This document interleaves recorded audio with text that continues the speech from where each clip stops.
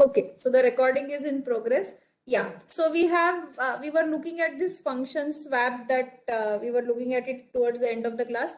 I want to emphasize the following, that the reason this function does not work the way we want is because variables are always passed by value in C. That is, whenever you are passing this x and y, a copy of this x and y is made in the formal variables for a and b, which are the named parameters for the function arguments for this function, and the a and b do get swapped. However, the actual x and y do not get swapped. So that is the reason why this swap program doesn't work the way we would have liked it to. So let us now uh, read another program that I have written and try to understand how it behaves, and we will see how this program works, and try to understand the behavior of different data types and functions. Okay. So in the previous program, ma'am, in the previous program, if we put the print statement inside the swap function, it would work normally, ma'am. Okay, so but yeah, so what does it mean it would work normally? If what is your print statement? No, ma'am, A and B, ma'am. Instead of X and Y, if we put A and B inside, print A Yeah, and so B inside the. this printf xy is printf ab here, right? Yes, ma'am. Yes, ma'am. Yeah. If you write that, then a will have the value 40 and b will have the value 20. However, what is our goal of the swap function? The goal of the swap function is the memory location which is given the name x should contain 40, and the memory location which is given y should contain 20 at the end of the swap function, or that is the goal of swap, right? And that is not happening.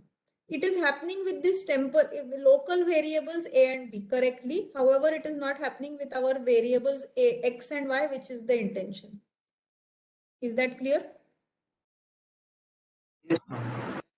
Yeah, sure. Okay, so there is another question. Will it work for x and y instead of a and b in the function definition? I did not understand, Satyajit. What is the question? Right, x and like in that function definition itself, if we define integer x and integer y, then will it serve, ma'am? Wait. So what is your idea? You are going to rename these parameters as x and y respectively. Is that what you are saying? Yes, ma'am. Yes, ma'am. Okay. So the proposal that Satyajit has is that you are going to, instead of calling these formal parameters as a and b, call them x and y. Does it make a difference? Can somebody answer? Please answer it in the chat. Okay, there is no difference that happens if you do this. And just to make sure, this is a very simple program, but just to make sure that we all understand what it means and why this thought can come to mind, let us just go and I am going to show you this execution of this code in a slightly different environment than our REPL environment, but it will allow us to see how the memory is organized when you are running these programs, and it will also allow us to talk about the place where the memory is allocated, the way memory is allocated and where it gets allocated. So I'm going to share a slightly different thing. Okay, so just give me a moment. So Kaushal, you are able to see my okay, not yet. Browser, is it right? Okay, good. Yeah. So I want to go to REPL and then copy this swap program. Yeah, not this one, the swap program. So this is the same swap program that we have written in the slide. I just want to copy this swap program. I don't want to run it here. I want to run it in a slightly different environment. So I'll also share this environment with you. It is a very nice tool which allows us to visualize programs. Okay, so this is the same program. I have chosen this GCC compiler, and now there is this visualize execution. So, so Kaushal, is it visible, and is it visible in a correct, good font in the sense you can read it? Yes, ma'am. Okay, great. So as everybody can see, there are these two things that it is showing out. So it is showing on the right hand side, there is a stack and there is a heap. So everything that we are doing at the moment is something which is on the stack. So whenever there is a function call, this is the function which is main, which is currently active. There is exactly one function which is active at any point of time, and the corresponding local variables of that function are allocated on the stack. And because the current line or the next line to be executed is this, it is only that there is x and y which are variables for which there is memory, but they have not been initialized. That is why that is question mark is shown here, right? So now if I do next, it is going to run this next line, which is int x is equal to 20, and it will initialize that variable x. Now when I say int y is equal to 40, it will initialize this y. And when I call this function swap, there is a new function call which is going to get invoked, which will create its own local space for this swap, which will be shown here. So now the currently active function is this swap, and this is the one which has this local variables a, b, and temp, which are shown here. So just to answer the question, whoever said this, even if I would have named these variables x and y, it is still that these x and y which are local to swap will get swapped correctly. However, these main x and y, the variables x and y here, will not get swapped. So let's just complete the execution. So temp is, so x and y are so when I've called this, it has copied to x the whatever is the value of a, it has copied to y whatever is the value of copied to b whatever is the value of y, and it is now executing temp is equal to, it is now going to execute temp is equal to a. And oh, so sorry, what has happened? I think I changed something. I'm very sorry. Okay, so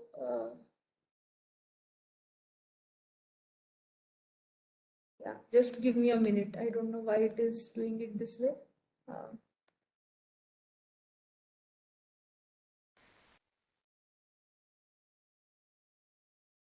Okay, I think this line is for some reason highlighted.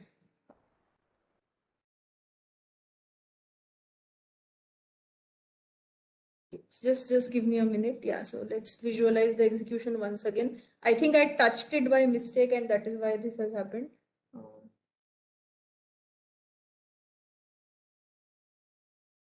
Okay, so just to show it to you again, we have seen the first few steps, and now if you do temp is equal to a, then temp has got correctly assigned the value of a is equal to b, which assigns the value of b to a.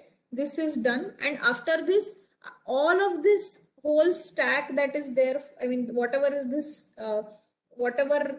this frame for swap is going to get erased. It is no longer available, and therefore whatever was done here is lost, and x and y remain unchanged, and therefore this is the same story for x and y. It remains as it is, and therefore when we print out x and y, whatever was 20 and 40 will just get printed out. So I hope it answers and illustrates what is happening when the program is getting executed. I also want to show you that, I mean, as we invoke more and more functions, this stack will keep growing, and it is going to grow down, in the sense that it will keep growing down, and the topmost one on the stack. So a stack is a data structure that behaves in something which says it is last in, first out. That is, whatever was the one which was put last, that is swap which was put the last, is going to get out first, and so on. So there are several things, several real life examples of stacks and so on. Okay, so any questions on this simple program or this execution? Okay, so I'll go back to the slides and let's look at the second program that I want to show you. I think my slides are not visible.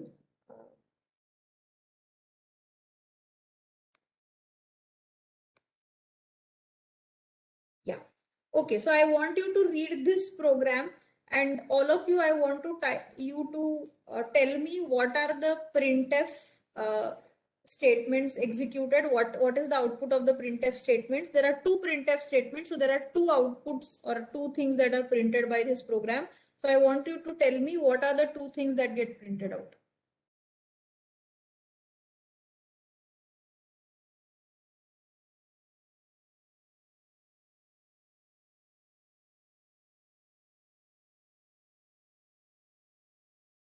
Please write down your messages in the chat window so that I can see what you write down.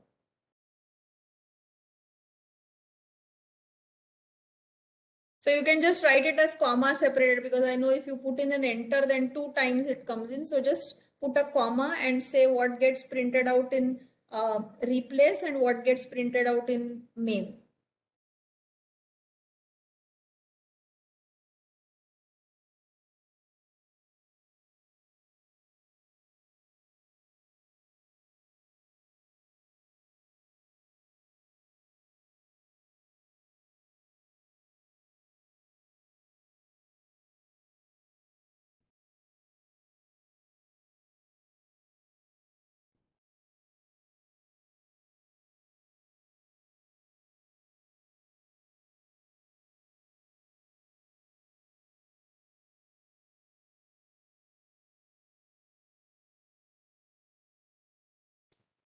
Okay, so clearly one answer is not correct, because you have to write down two answers, one which is printed out in the replace, the second which is printed out in main.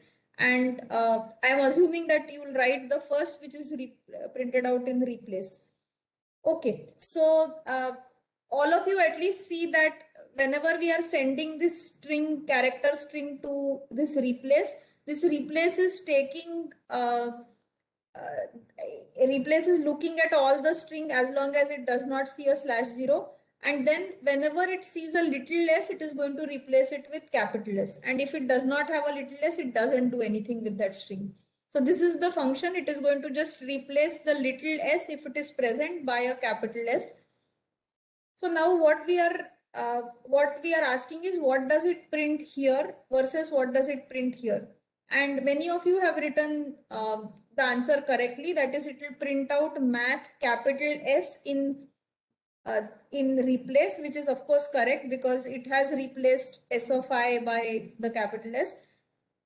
Now, many of you have also written that it will print out math capital S in main. Some of you have written that it will print out math little s in main. So now let's understand the behavior of this program. So we have already seen what is the output of the program. You have given it out. Now, but we have already said that variables are passed by value in C always. So every variable that is passed by value in C. So similarly, array is also passed by value in C. So then how do you explain the fact that some of you who are saying that math S is being printed, capital S is being printed in both replace as well as in main? So can somebody unmute and tell me? ARR is a pointer, so address of the ARR will be passed. Okay, so what we are saying is that this is still true. We are not passing anything by reference. There is a pass by reference mechanism which is supported by some languages. It is not supported by C. Everything that is passed in C is passed by value. However, if you recall, we had done this printf %p array, which is saying that print this, because this array is itself a pointer. It means that it is pointing to the first location of this large memory cell that we have, the 10 sized character array that you have, and it is ARR is pointing to the first location, which we are saying is ARR of 0. And if you print out %p and of array, it is the same thing. So both of these are pointing to the same thing. So in fact, it is the address of this memory, the 10-celled array that you have, and that is what is ARR. So ARR gets copied. So it is not that anything is being passed by reference. This address gets copied. However, because this address gets copied when this function is called, when you access it here, that is when you are saying S of I, it is so S of I internally is saying take this base address and then go to this offset I. So this depends on whatever is the type of this type of this array. In this case, it is the character array. So it will say that go by so many bytes into I, because each character is just 1 byte. And then you are going to say that, okay, I am 1 byte into so much offset into the array. So whenever, if I is equal to 10, then you are going to say that go 10 bytes away from the base. If it is 2, then you are going to say 2 bytes away from the base, and so on. Now, therefore, as long as you are passing an array, the array address is getting copied, and therefore whenever you say S of I is equal to capital S, that memory address is that array location is accessed, and in that, instead of little s, capital S is copied. This is happening wherever that array is allocated, and that array was allocated in main. Therefore, it is that array is going to get changed. So this is something that I want you to remember, and therefore this, because the way arrays are in C, that is ARR actually means that it is the address of the array variable. Passing this array to a function behaves like a pass by reference, which is supported by other languages like Pascal or C++. However, everything in C is pass by value. So this, I hope it explains to others who wrote that it will print out math S, capital S here and small s here, that this is not something that is going to happen. So just for illustration, we are also going to see this running in our new this thing, where you can see it in action. So I'm just going to show it to you once again. Before that, are there any questions?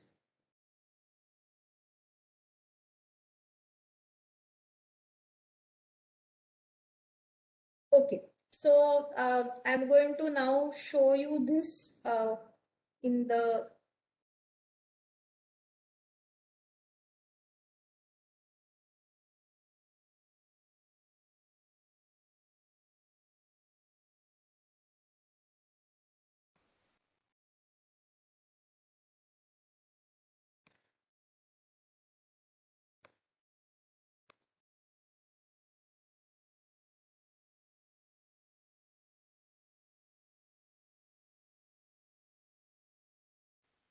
yeah.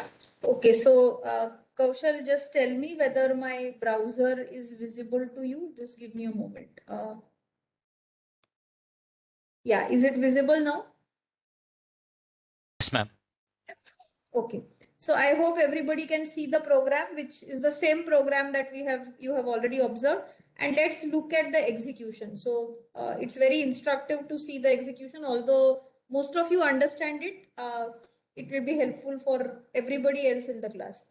Okay, so first and most importantly, this ARR is the array that has been character array, and all these memory locations are given contiguous spaces in this stack where it is located, and these are uninitialized to begin with. Now, when you run this code, it is going to initialize it using this maths maths, and you can see that happening. And the at index 5 and onwards, it is initializing it to 0, the way we had said it. It will get initialized to /0, which is having the ASCII code as 0.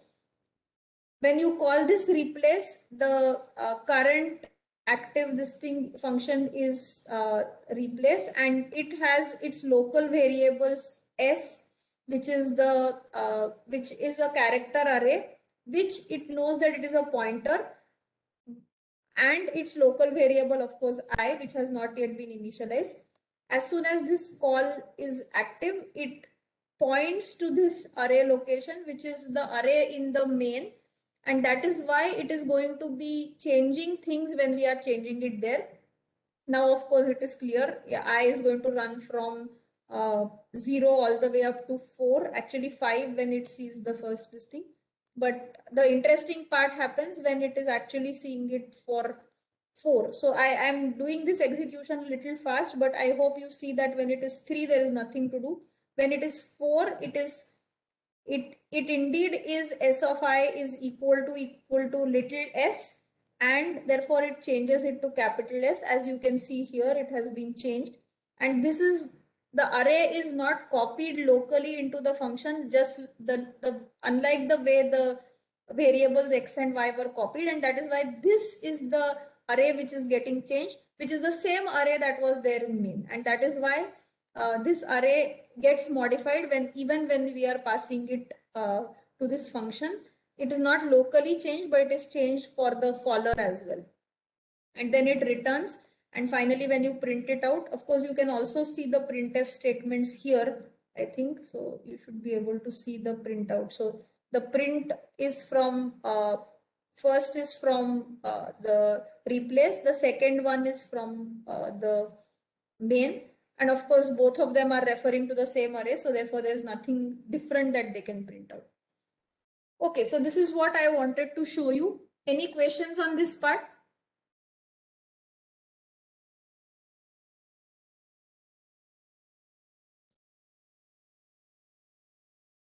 Okay, so I have a few questions. So I would like, okay, so yeah, so I would like you to tell me a few things. For example,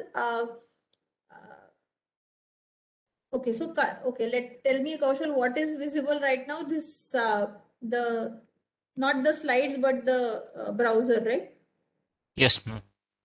Okay, sure. So I would like you to tell me the following. So for example, is it possible for me to say that can I leave this empty, and can I say char of s in with the square braces but with no number? Can I define a function like this? Is it possible in C? Will this Yes, code ma'am. compile is the question. Okay, so you are saying yes. Okay, so the second question that I have is, let's say that there was a function. I'm just going to use this function only. Suppose there was a function which is taking a matrix. Let's call it an integer matrix M. So the actual one was matrix something like 2, 4. So can I change this to void int matrix? Can I say this, and is this also a valid thing? Just like what you have done with this replace, I had this earlier 10. Now I have changed this matrix to tell the compiler that it is a 2-dimensional integer matrix, but I leave the dimensions unspecified. I think we need to specify the columns, like how many columns does the matrix contain. Okay, so Kaushal, Like you are for this. speaking. Oh yeah, I thought you were saying to answer. Okay, sorry, my bad. No, Kaushal. No, of course not. Yeah. So, sure. I mean, I know that you know the answer. Okay. So, yeah. So, I want the students to answer, and the students are also saying the same thing that Kaushal is saying. So, I would like the students to tell me why they are saying that the column should be specified. This is Sri Lakshmi. Yes. So, ma'am, even if it's a two-dimensional matrix, it's the data is stored in a one-dimensional sort of way. So then the compiler needs to know when one row gets over and the other row begins, right? So then we need to at least mention the number of columns. Even if we don't mention the number of rows, it's fine, but at least the number of columns we should mention. Okay, so does everybody see the explanation that Sri Lakshmi has mentioned? So what Sri Lakshmi has mentioned is, suppose you are interested in sending a matrix to a function, then you can leave the first dimension of the matrix unspecified. However, you still need to tell what is the second dimension of the matrix. in general, if it is a k-dimensional array, we'll just call it a k-dimensional array, you can leave the first dimension unspecified. However, you must specify all other dimensions for the compiler to calculate the addresses of the memory cells that it has to access. So this is something which is important, because as we have said, the memory is flat. So if even if I define so let me just comment out this, which is not code which will compile, but let us just define a matrix which is here, which is int m23. We know that while it is a two-dimensional matrix for us, when it is given space in memory, it is given space in a linear way. So again, it is showing us this in this way for us to understand that this is a two-dimensional matrix. However, this is just a flat thing which is 0, 0, 0, 1, 0, 2, 1, 0, 1, 1, 1, 2. So this is a flat thing that is given to us. The visualizer is too intelligent because it is showing us it in a matrix form. So when you pass it to some function, the function needs to know that if you tell it to go to some row ij, it needs to calculate how many cells should it skip before it hits the row I. And for that, it needs to know the column numbers of the matrix, and that is sufficient. So now the question is, what about the rows? What if you access something which is incorrect in terms of the rows? So for example, if I leave this unspecified, and this is a character array of size 10, and if I access something which is like 15 in this character array, what happens? Or even just if it is a character array of size 10, I should not access anything with 10 or larger. So if I access s of 10, what happens, and how does it handle that? Can somebody answer this?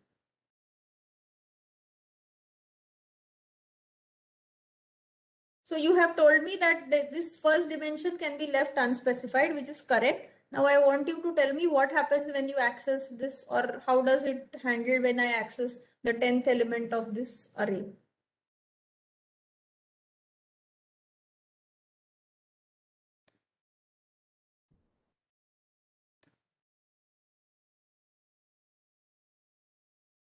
Okay, so somebody has asked me to repeat the question. So I'm saying that let's go back to this this code which you are able to see here, where I have said replace of char s with the empty square braces. So I have not said what is the size of the array. Let us say that I just access, instead of saying while s of I is not equal to 0, I just say for I is equal to 1 to 20. I believe that this is a 20 sized character array, and I just say for I is equal to 1 to 20 or 0 to 19 or something, do something in maybe the same thing if I say, then what happens? Or how does the compiler take care of this?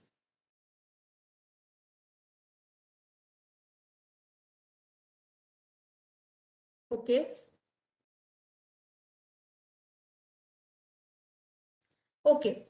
So I have two answers from two people, but what about others? Ma'am, Yes. I have a doubt. Like here, we didn't specify it, ma'am, but the value is already stored in this variable only, ma'am. I didn't understand. So where is the value stored? Sorry. Like no, ma'am, we will be entering the string value, no, ma'am, to s. We'll be entering what value? No, ma'am. For this function to work, we need to give it some word, no, ma'am, so to work on. We need to give it So- some character array or string. That's what you're saying. Yes, ma'am. So it will already be Okay. stored in it. So accessing it won't be a. Yeah, but what I'm saying is you are okay. Can you mute yourself, Kanikeshwar?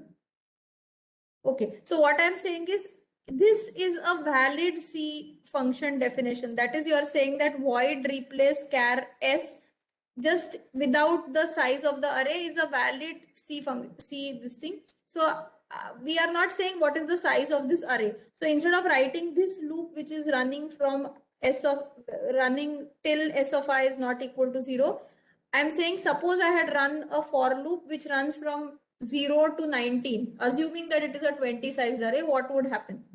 but I am passing it a 10 sized array because now there is no check. It cannot check, right, whether I am sending a 10 sized array or not, because I am not saying what is the size of the array. Is the question clear, Kannikeshwar? Yes, ma'am. Yes, ma'am. Yeah.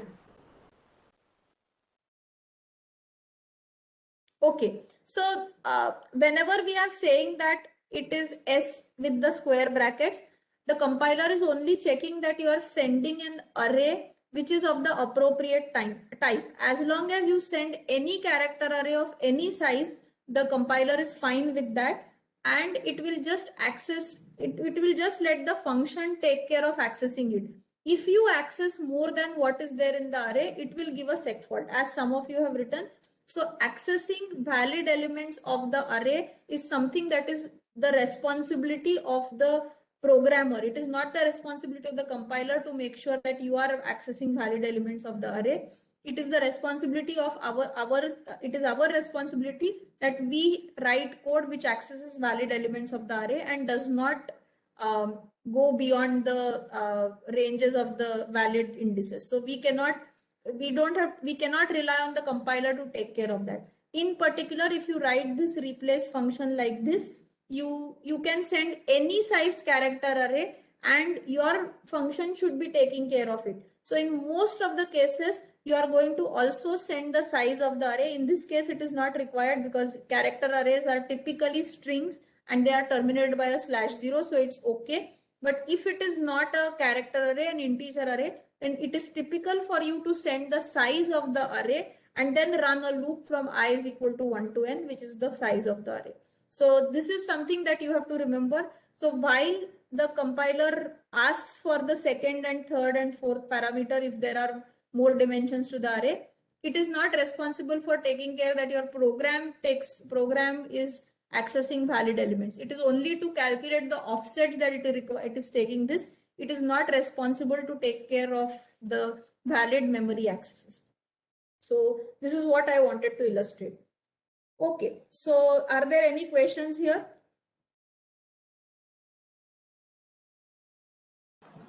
Ma'am? Yes. So if it's an integer array, then we should always specify the value. I mean the value of the index. Size. The size of the array. Yes. Yes. Yes, So, otherwise there is no way of knowing unless it is a particular array which is terminated by a certain thing which the function is aware of. You won't know how much to access. So typically for integer arrays, you are going to specify the size or the low and high indices of the array in which you want to operate, something like that. Right? Okay. So having done this any other questions? Okay, so having done this, let us try to do one small exercise, which we will do on REPL.it, and in which we will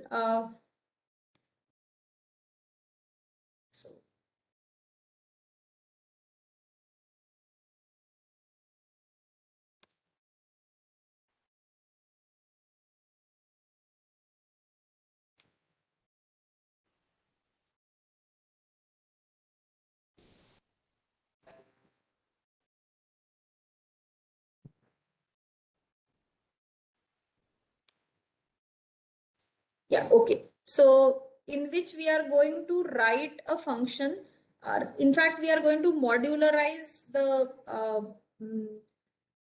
selection sort that we have written, and you people are going to help me do that. So what we want to do is we want to write the selection sort, but we don't want to write it as a main function, and we want to modularize it, and you are going to help me do that. So we are going to do it together, right? So let me just create a function, create a file first. So I'm going to call it so again, Kaushal, can you tell me whether it is visible, REPL.it? Okay, so this is the function which is my sort, not function, this is the file which is mysort.c, and okay, I'm sorry, I didn't go to this functions.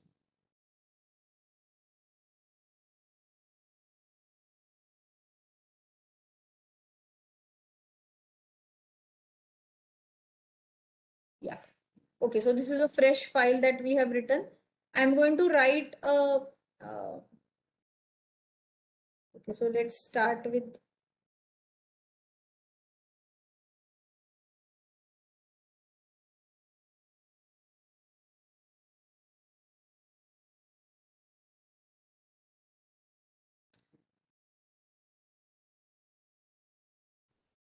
so I'm going to define an integer array A, which is of size 10, and just initialize it with some arbitrary values which are unsorted.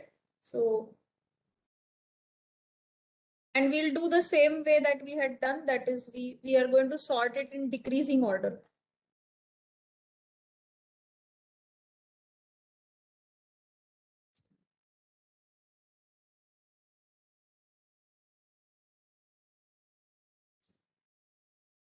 So I hope there are 10 values. 1, 2, 3, 4, 5, 6, 7, 8, 9, 10. Yeah. So these are 10 values. I would like you to tell me how would you think of modularizing the selection sort? What would be the smaller subparts?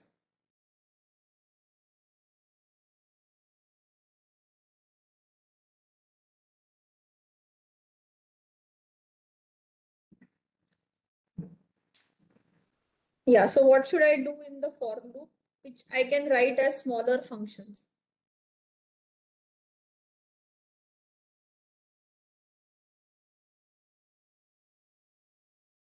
So is everybody with me? That is, we are interested in writing selection sort. Selection sort is a sorting procedure which will sort this array in, let's say, non-increasing order. That is, the maximum will be at the first position, that is 0th position. So following that, the second maximum, and so on.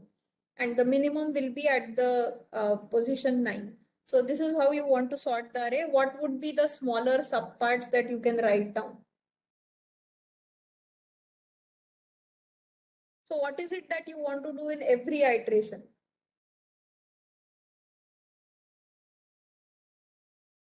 Okay, find and return the maximum. Okay.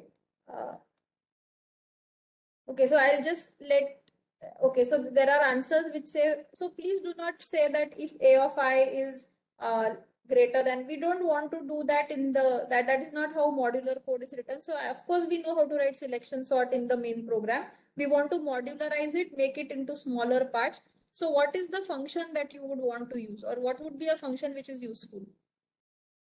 Okay, so somebody is saying return the max and its position. So we have not seen functions which can return two values. So how would your function return two values, and are two values needed?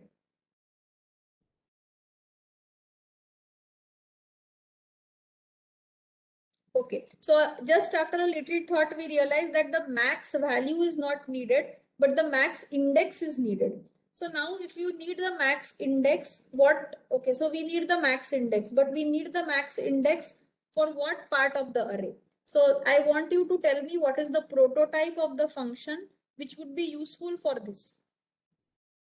So what should be the input to that function, and what should be the output? Everybody agrees that the output should be the max index, but max index where? Into the array or where? So it should return the max index from what to what index, and therefore what should be the parameters of the function?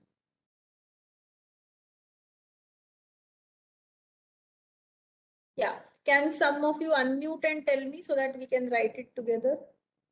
Okay, so int max index null will not work, right? Because if you write int max index null, then that function does not know which array to work with, between what indices of the array. Because if you don't tell the function with what indices to work with, the function is going to work always with the whole array. And every time if you get the maximum in the whole array, that is quite wasteful. So please tell me what kind of a function will be helpful. Okay, so Nanda Gopal, you have said int val, int array. So what does val represent for you? Ma'am, val represents the value of I that we are currently at. So we send back the value of I and the entire array. We start from the next Just hold on. Yeah, so are you making an assumption that the array index, the last index of the array is 10 or something? Yes, ma'am. Oh, okay, yeah. I made an Because assumption otherwise like I that don't know because we where have to to end my this thing, right? So Yes, yes, we have to good. So continue. I hope that this illustrates what should be the prototype of the function. So let's write the prototype. Int max index, int a int I'll use a different parameter so that it doesn't confuse you. So int b, as we have said, there is no need to say 10 because we can in fact pass any sized array to it as long as it is an integer array. And I'm going to say int low, which is the lower end of the array from which you want to start accessing it, and int high, which is the higher end of the array where you want to stop, both high and low. So when we write such a function, it's good for us to write to ourselves that this function returns an index which denotes the maximum element in B from in the set B of low B of high, both inclusive, right? So both of these are included.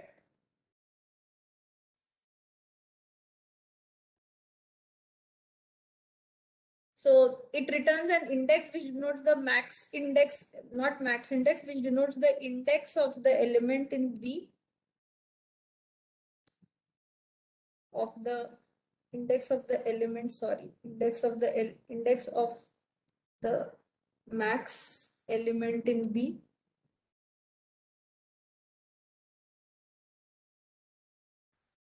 In B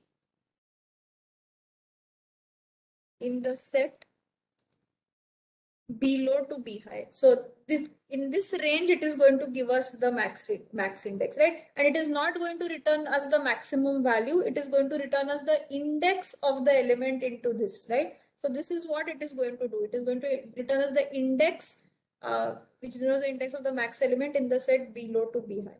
Okay, so is this okay? I mean, this comment could have been written slightly better, but I hope this is understandable to all of us. So if you have this, then let's not even get into writing that function. But then what should you do? You should just say max index is equal to, sorry, some variable int k is equal to max index of a I, and always it is going to be 9 because you want to access from I to, I mean, whatever is that I up to 9. So let's say you have found out this. Now what should you do? So let's say this max index is appropriately implemented. After this, what should you do?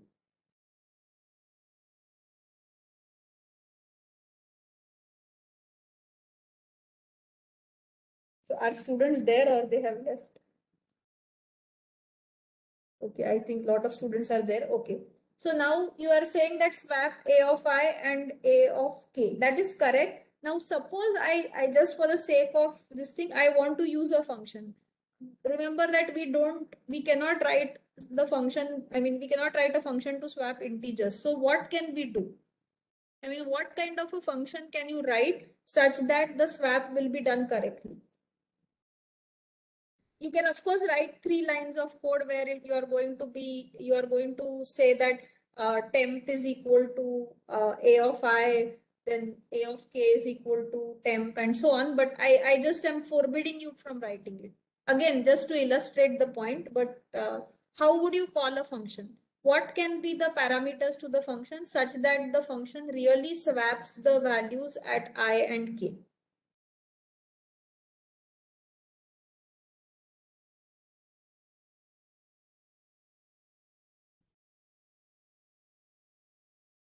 Okay, so some of you have the correct idea.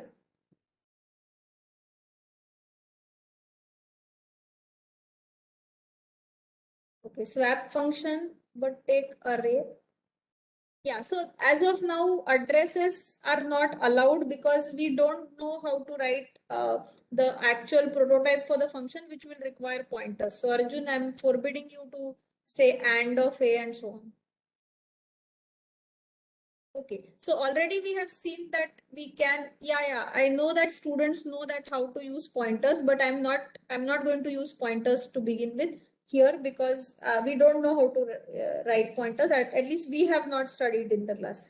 So that's why what we are going to do is we are going to write a swap array function which does the following, that it is going to take an array as a parameter, which is A, and the two indices into the array which need to be swapped. So in this case, the index is I and K that we have identified, and the prototype of the function is the following. It does not return anything. It does swap into the array. It takes an array, again we'll call it B, doesn't matter what you call it. It takes two indices, I'll just call them index 1 and index 2. Again, please see that we should name the parameters correctly. So these are indices into the array, and what it does is the following, that is, it swaps the elements at index 1 and index 2. And this we already know how to do. That is, you can write, you can use the temp variable and do the same. That is, you know how to write these 3 lines of code, or you can do it without the temporary variable. But once you do this, your code has become very modular. Now you have this swap A. This is working because this array is something for which you have copied the address and sent to it. So whenever it is accessing this array element, it is going to access the same array A that was defined in the main, and that is why that array will get swapped. The locations will get swapped appropriately, and therefore your max will actually go to its correct position, and the element which is present at the max position will go to this. So this is how you are going to modularize your selection sort. Although we did this same thing, I had written this earlier, the selection sort as a small function. I think it is somewhere outside.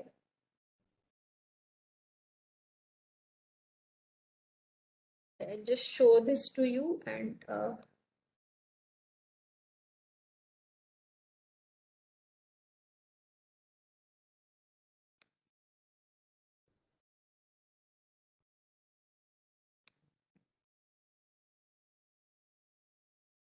yeah, so this is the function which I had written, which is almost the same, but maybe the naming of this thing is slightly different.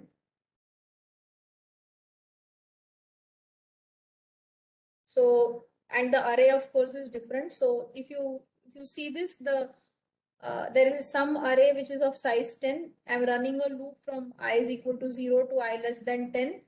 M index is get max index array of array, and then I and 9. And then swap A, the array is passed, index 1 and index 2 are passed, and here the naming is slightly worse. It is called I and J, but you could call it index 1 and index 2 and swap them. So if you run this program, this will work the same, exactly the same selection sort that we have implemented earlier, except that it is modularized. And note that we have crucially used the fact that arrays are addresses. Therefore, when they are passed to functions, modifications to the arrays in the functions are reflected in the caller as well. So this is all I wanted to say. Any questions about this part?